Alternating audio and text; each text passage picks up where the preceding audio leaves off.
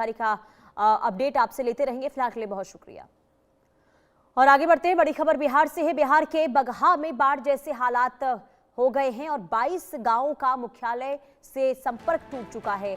दोन क्षेत्र में उफनी है पहाड़ी नदियां और ग्रामीणों की आवाजाही प्रभावित इससे हुई है। इलाज, पढ़ाई, बाजार पहुंचना काफी मुश्किल हो गया है। ग्रामीणों और प्रशासन से अभी फिलहाल स्थायी व्यवस्था जो है मांगी गई है। खबर आपको बता दें, जो आप तस्वीर देख रहे हैं ये बिहार की है। बिहार के बगहा से तस्वीर सामने आई है, जहां लगातार हो रही बारिश के बाद पश्चिम चंपारण के दुर्गम दोन क्षेत्र के हालात बिगड़ गए हैं और पहाड़ी नदियां जिसका जलस्तर लगातार बढ़ने लगा है और करीब 22 गांवों का संपर्क जो है मुख्यालय से पूरी तरीके से माना जा रहा है कि टूट गया है। ग्रामीणों को रोजमर्रा के कामकाज के लिए, इलाज के लिए, पढ़ाई के लिए या फिर बाजार जाने के लिए भी काफी दिक्कतों का सामना करना पड़ रहा है और इन्हीं उफनती नदियों को पार कर कर उन्हें अपना जो कामकाज है वो इस वक्त करना पड़ रहा है। हालात बद से बदतर हो गए हैं। अब ग्रामीणों ने प्रशासन से सुरक्षित आवागमन के लिए स्थायी व्यवस्था की मांग की है। ये तस्वीर आपको दिखा रहे, दोन क्षेत्र से ये तस्वीर सामने आई है। अब जिन लोगों को कामकाज के लिए घरों से बाहर निकलना होता है उन्हें जाना जरूरी है, क्योंकि देखिए अब 2 वक्त की रोटी के लिए जो मजदूर हैं वो अगर कामकाज के लिए नहीं निकलेंगे तो उन्हें भारी परेशानी हो सकती है और ऐसे में जिन्हें ज्यादा जरूरी है वो घर से बाहर कामकाज के लिए निकल जरूर रहे हैं, लेकिन कुछ इस तरीके से उन्हें मुश्किलों का सामना करना पड़ रहा है। 2 पहिया वाहन हो, उन्हें उफनती नदियों के बीच से इसी तरीके से लेकर जाना पड़ता है। अब सोचिए कि अगर कोई हादसा हुआ, कोई छोटी सी अगर चूक होती है, किसी का पैर फिसलता है तो बहुत बड़ा हादसा, दुखद हादसा हो सकता है और यही वजह है कि ग्रामीणों की परेशानी इस वक्त लगातार बनी हुई है। उन्हें चिंता है कि अगर यहाँ पर कोई समाधान नहीं निकाला जाता आवागमन को लेकर तो उन्हें काफी दिक्कतों का सामना करना पड़ेगा, क्योंकि बाढ़ और बारिश को लेकर चिंताएं आगे इसी तरीके से बरकरार रह सकती हैं, क्योंकि मौसम विभाग की माने तो बारिश अभी जो है आने वाले दिनों में बहुत ज्यादा होने वाली है और ऐसे में हालात कुछ इस तरीके से बद से बदतर और भी ज्यादा होते हुए दिखाई देंगे।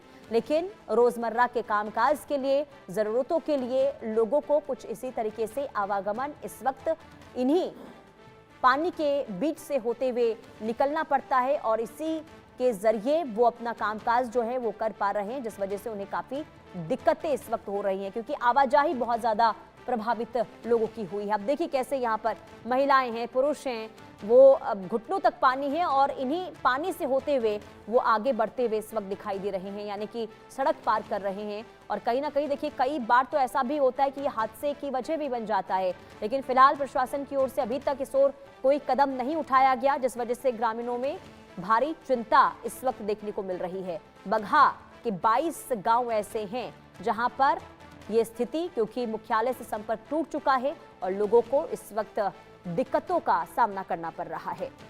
तो दोनों क्षेत्र में हालात बिगड़ गए हैं बारिश के बाद। ग्रामीणों की आवाजाही प्रभावित हुई है। नदी पार कर जिंदगी चलाने को लोग मजबूर हुए हैं, क्योंकि उनके पास कोई और वैकल्पिक रास्ता नहीं है, कोई वैकल्पिक मार्ग नहीं है जिसके जरिए वो आवाजाही कर पाएंगे और ऐसे में इसी रास्ते से होते हुए रोज लोग गुजरते हैं और रोजमर्रा के जो कामकाज हैं वो करने के लिए मजबूर दिखाई दे रहे हैं। कैसे यहाँ पर देखिए बाइक को पानी के बीचों बीच से निकाला जाता है और इसके बाद आगे वो बढ़ते हुए दिखाई देते हैं। रितेश मिश्रा संवाददाता तमाम जानकारी के साथ जुड़ चुके हैं। रितेश, ये बहुत ज्यादा स्थिति देखिए बिहार की खराब बताई जा रही है, क्योंकि अगर 22 गांवों का संपर्क मुख्यालय से टूट जाता है, लोग नदी के बीच से कामकाज करने को लेकर अगर मजबूर होते हैं, क्या अब तक इस दिशा में प्रशासन की ओर से कोई कदम उठाया गया है आवागमन को लेकर?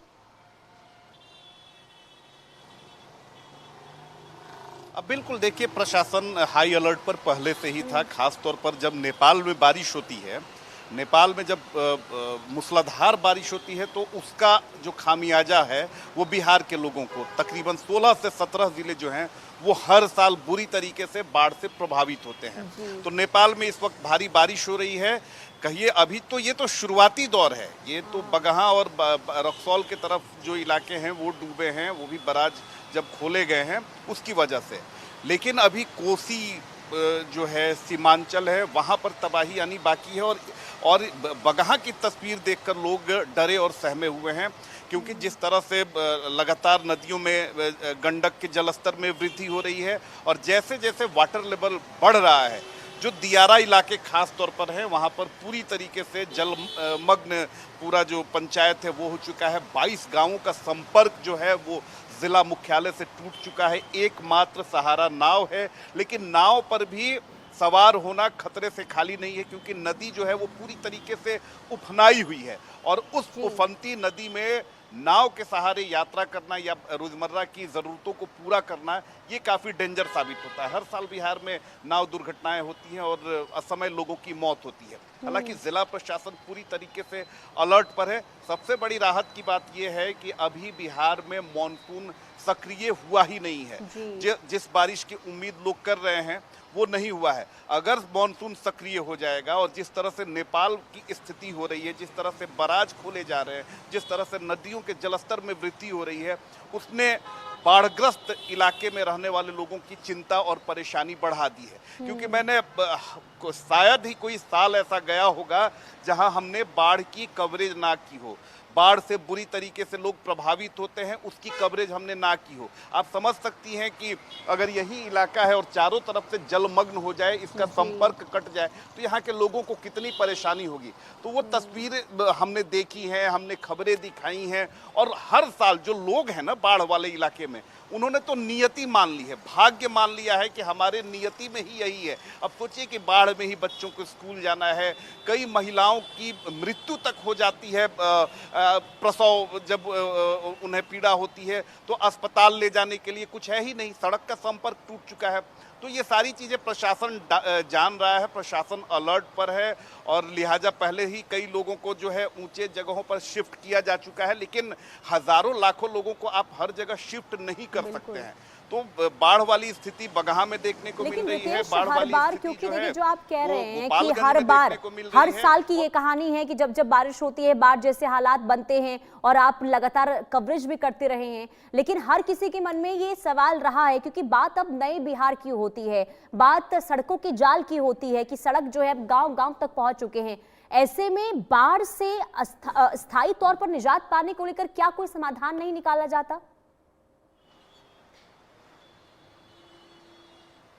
बिल्कुल, बहुत ही सटीक और वाजिब सवाल आपने पूछा है। ये सवाल हमने हमेशा नेताओं से भी पूछा है कि बिहार में हर साल बाढ़ आती है और अब तो थोड़ा इंडो और नेपाल में जब यानी भारत और नेपाल में मीटिंग हुई बाढ़ को लेकर, तब थोड़ी सी स्थिति सुधरी और कई सारे चेक पॉइंट्स को बनाया गया, कई सारी पहल की गई सरकार की तरफ से।